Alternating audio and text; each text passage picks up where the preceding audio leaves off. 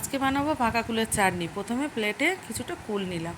এবার ফ্রাইং প্যানে একটু জল দিয়ে, জলটা গরম হলে তো কুলগুলো দিয়ে সেদ্ধ করে নিলাম। সেদ্ধ করে কুলগুলো বাটিতে ঢেলে নিয়েছি। এবার ফ্রাইং প্যানে তেল দিয়ে একটু শুকনো লঙ্কা ফোড়ন দিলাম, আর সঙ্গে দেবো সর্ষে ফোড়ন। সর্ষে ফোড়নটা দিলে খুব সুন্দর খেতে হয় চাটনি। এবার সেদ্ধ করা কুলগুলো ঢেলে দিলাম, দিয়ে একে একে একটু হলুদ দেব, তারপরে দেব নুন,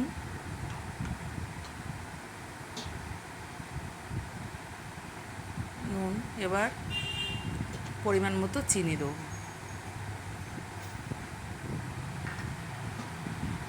চিনিটা দিয়ে একটু নেড়ে চেড়ে নিয়ে ঝোলটা যখন ফুটে ঘন হয়ে যাবে, তখন আগে থেকে আমি ভেজে রেখেছিলাম জিরে আর মৌরি, ভেজে গুঁড়ো করে রেখেছিলাম, সেই মশলাটাকে ছড়িয়ে দেবো। দিয়ে নেড়ে চেড়ে নেওয়ার পরে কুলের চাটনি আমার রেডি।